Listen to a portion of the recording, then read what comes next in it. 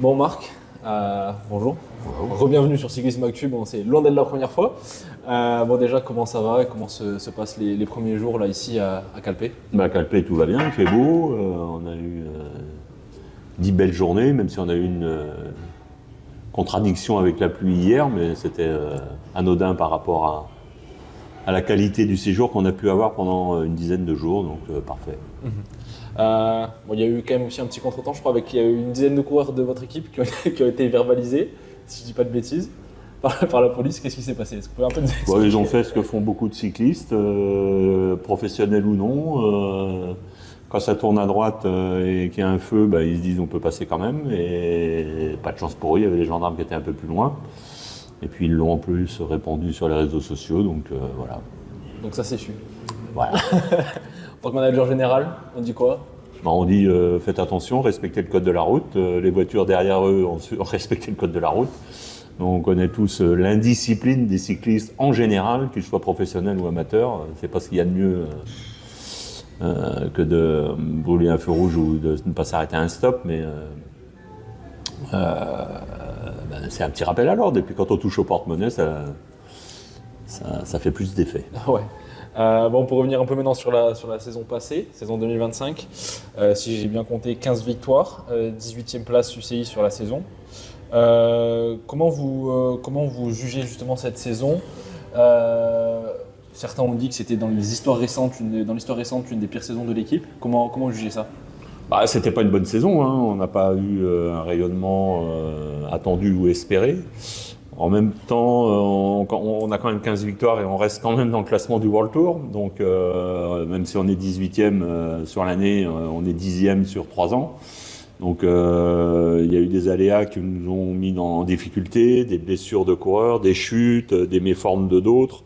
Ce qui fait que quand vos meilleurs atouts sont en difficulté, c'est difficile d'aller chercher des points. Donc ça a forcément des répercussions comptables. Maintenant, c'est la vie du sport.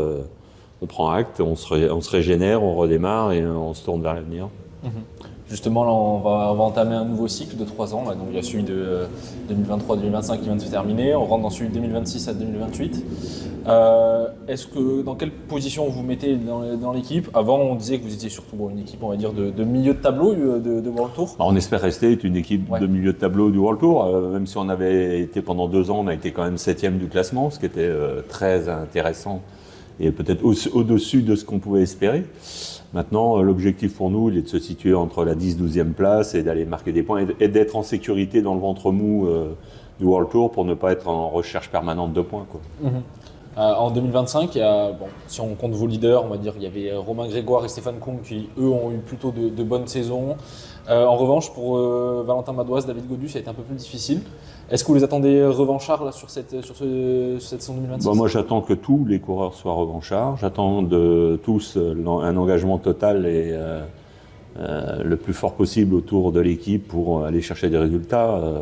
2025 est derrière nous, on ne va pas réécrire l'histoire. Donc, ce qui compte, c'est de se remotiver, se redynamiser et aller chercher les petits détails qui vont nous permettre d'être opérationnels dès le début de la saison 2026.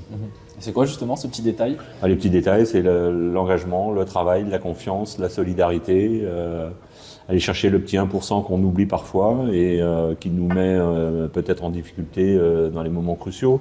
Donc il faut aussi un brin de réussite, mais si on n'a pas de chute, pas de blessés, pas de malades, et qu'on court bien, qu'on court juste, on ira marquer des points et on aura des résultats. J'ai pas trop d'inquiétude là-dessus. Pour revenir un peu sur le mercato aussi, il y a eu quelques mouvements quand même. Vous avez notamment deux de vos leaders, Stéphane Kung et Lewis Aski, qui sont partis de l'équipe. Pas mal de nouveaux coureurs aussi qui arrivent. Clément Berthet, Bastien Tronchon qui arrive de Decathlon, Iwan Kostiou qui arrive d'Arkea, Maxime Decomble, Matteo Milan aussi, jeune frère de Jonathan. Qu'est-ce que vous attendez de ces coureurs? Moi j'attends la même chose que des autres, que de ceux qui sont là depuis un certain temps, d'être opérationnel et d'aller chercher des résultats. C'est pas parce qu'on arrive dans une équipe qu'on a des privilèges et c'est pas parce qu'on est là depuis longtemps qu'on est protégé. Donc le but du jeu, c'est que tout le monde aille chercher quelque chose qui nous met dans un confort de résultat. Il y a pas mal de ces coureurs là qui ont été recrutés, qui pourraient avoir notamment des rôles de leader sur certaines courses.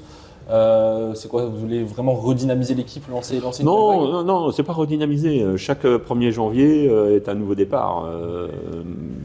Qu'on ait fait une bonne saison en 2025 ou une mauvaise saison en 2025, la façon d'aborder 2026, c'est la même chose. On doit remettre le compteur à zéro, se focaliser sur ce que l'on va faire et se mettre dans le bon tempo global et général en tant qu'équipe pour aller chercher des résultats. Mais ça n'est pas lié à ce qu'on a fait précédemment. Ce qui est important, c'est d'être en capacité de donner ce qu'on a à donner pour aller chercher des résultats et d'entrée de jeu.